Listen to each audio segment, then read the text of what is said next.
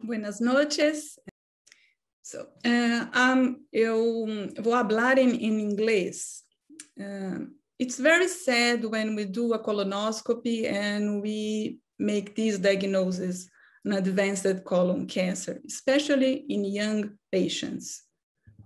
Also, when we see this lesion as an advanced rectal cancer. And more sad is when we diagnose a metastatic disease from colon cancer. This is a female patient, 31 years old. She was pregnant with a descending colon cancer with metastatic liver disease.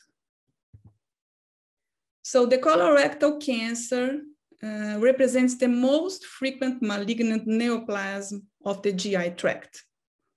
And it represents the third most common colon cancer worldwide. In Brazil, represents the second in incidence in men, and also second in a woman, just after followed the breast. In most cases, it develops from precursor lesions, and it's the second cause of death from cancer in men and third in women. And is responsible for 8% of all cancer death. So colorectal cancer is responsible for a personal and family impact. In the United States, it's a huge economic impact. And the estimated cost per patient is about $70,000. If you take a look in this graphic, the age-adjusted SEER, you can see the incidence rates of colon and rectal cancer from 1975 to 2015 among individuals younger and older than 50 years. And you can see that it's an increasing line for patients younger than 50 years old, both for colon and for rectal cancer, while is a decreasing incidence of colorectal cancer in patients older than 50 years. And you can notice here that the mean age decreased at colorectal cancer diagnosis in the United States from 1990 to 2016. Also, we can see this trend in Brazil. So this it's a study published in our institution. And if you pay attention at the biennium 2011-2012, the percentage of colorectal cancer was 11.6%.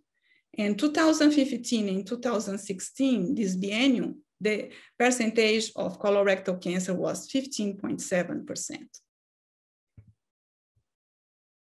So colorectal cancer in young adults is alarming, as the overall colorectal cancer frequency has been decreasing.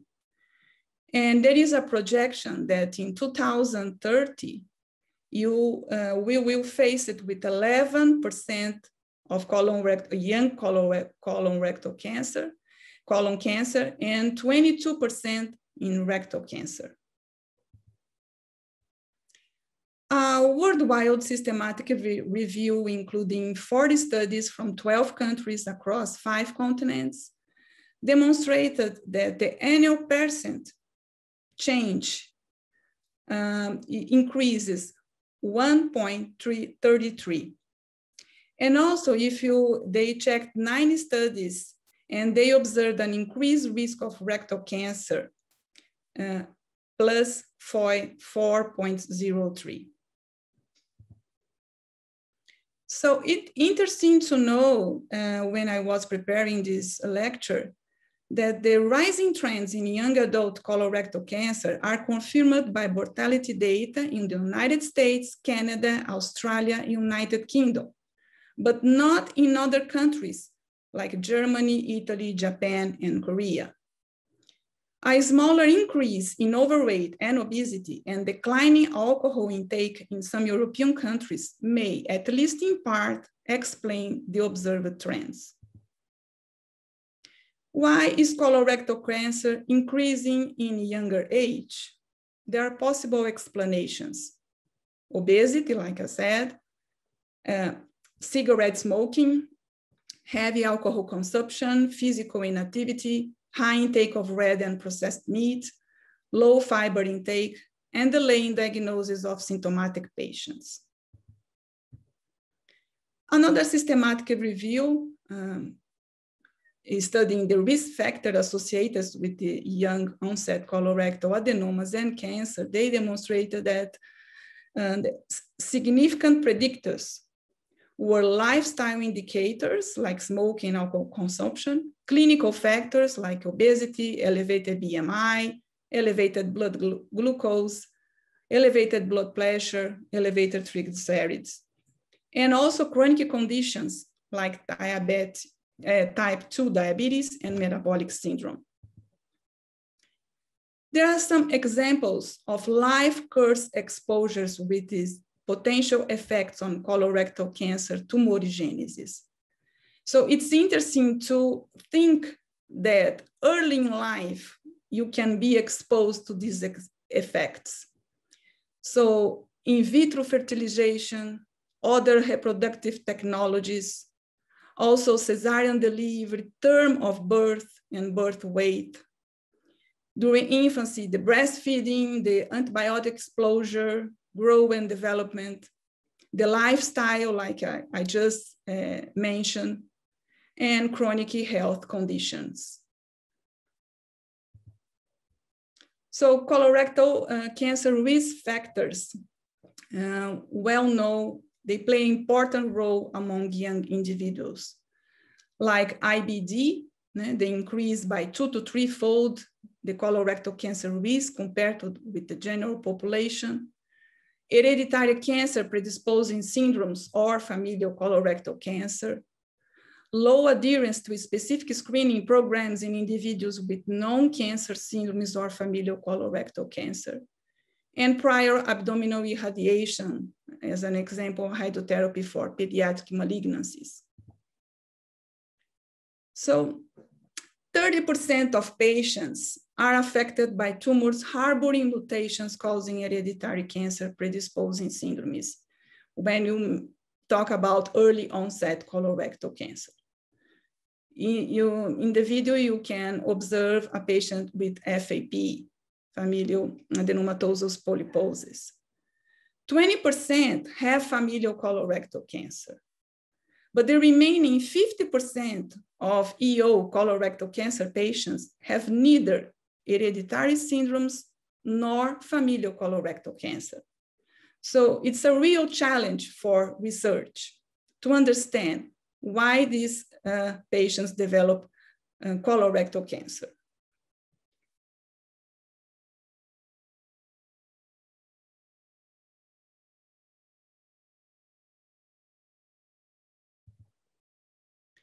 If you think about clinical and molecular features with hereditary colorectal cancer syndromes, like I said, 30% of the patients are affected by hereditary cancer syndromes compared with the 2 to 5 among general colorectal cancer population.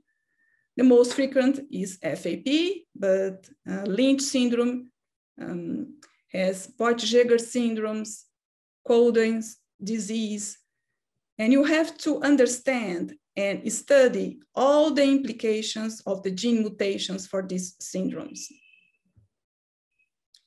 The clinical, pathological, and molecular differences between young onset and late onset colorectal cancers. You can see that for young onset colorectal cancer, the most common is distal colon and rectum, synchronous and metachronous colorectal cancer. They are diagnosed at the later stage, like stage 3 and 4, compared to late onset colorectal cancer.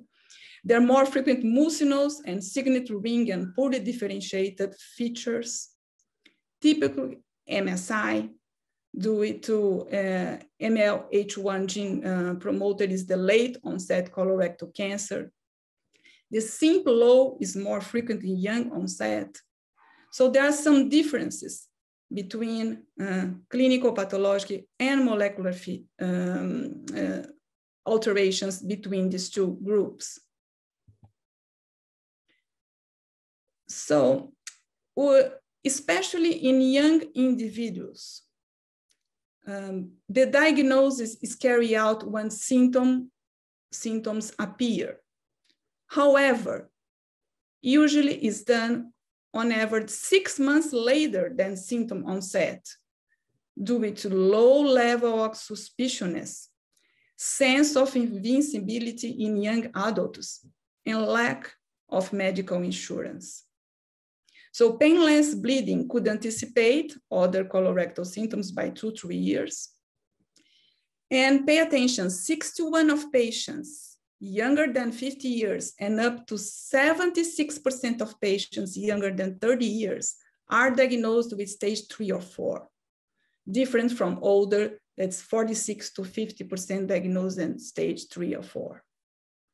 They are more frequently poorly differentiated G3 tumors located at the left side of the colon and also in the rectum. And signet ring cell account for 3 to 13% of the cases, compared to lesser than 1% of all colorectal cancers. And if you think about Charlson Comorbidity Index, they have no medical comorbidity. One study done in Switzerland, they also found that the young patients are diagnosed at more advanced tumor stages.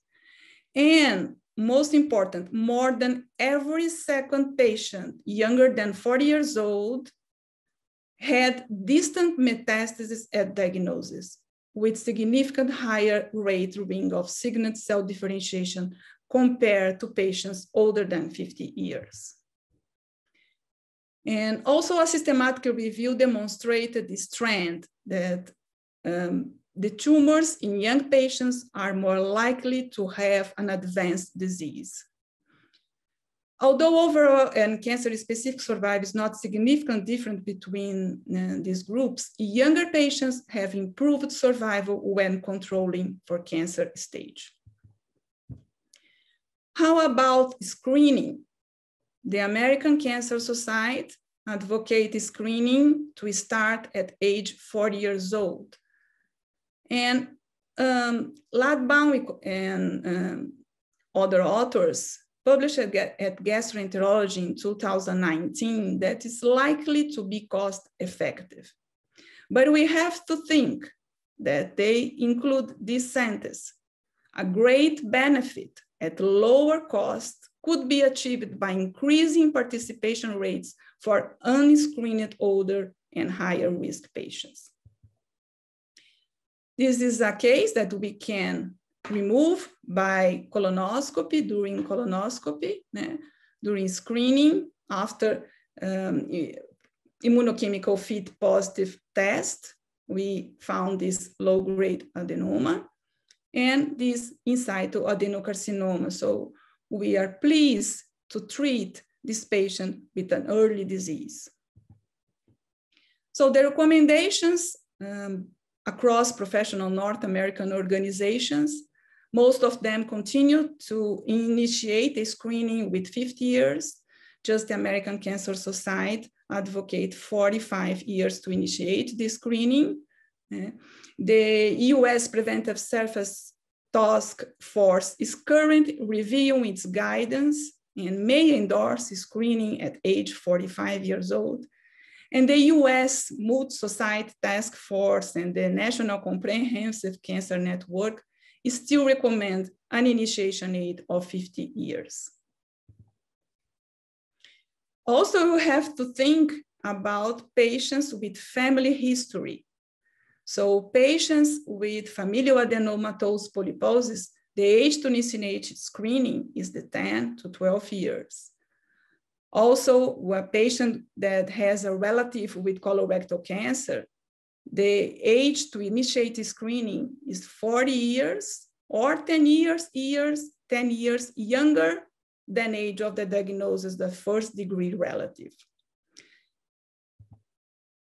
So it's an interesting study demonstrated that colonoscopy at ages 45 to 49 years and also to 50 to 54 years was associated with substantial decrease in subsequent colorectal cancer incidence. But if you pay attention, the colorectal cancer incidence rates varies from 20 to 0.8 and move to 30.6 per 100,000 persons years respectively. But the difference is much higher when you are in the group with older patients after 50 years old. So the colorectal incidence rates of 19 and moves to 51.9 per 100,000 person years respectively. So the difference is much more evident after 50 years old. So does screening make sense in young patients? It's important to recognize that the large relative increases in young onset colorectal cancer correspond to an absolute increase of only a few additional cases per 100,000 persons. The absolute difference in rates over the same time is a modest 8.2 cases per 100,000 persons. So what are the opportunities for mitigating the burden of colorectal cancer among patients younger than age 50 across the cancer? So it's do prevention, encourage a healthy lifestyle to reduce risk. Screening conversation in early adulthood, average risk begin at 45. Document family history or polyps, including age at diagnosis, and second and third degree relatives. Identify high risk families through referral to early screening and genetic testing. How about early detection? Increase awareness of age shift in colorectal cancer burden. Destigmatize colorectal cancer. Increase awareness of symptoms. Reduce time from symptom onset to follow-up. Reduce misdiagnosis by educating those involved in primary care. Discuss early screening with patient family members. Management, universal Lynch test and genetic counseling. Discuss fertility preservation and risk for sexual dysfunction. Provide financial resource, adjuvant and advanced disease treatments do not differ by age of patient. Online resources and social network communities. And the survivorship, surveillance international guidelines, secondary cancers and cardiovascular disease become competing causes of mortality. And you have to discuss sexual health. Symptoms related to treatment diagnosis may persist for years. So measures to be implemented with the aim of countering this trend.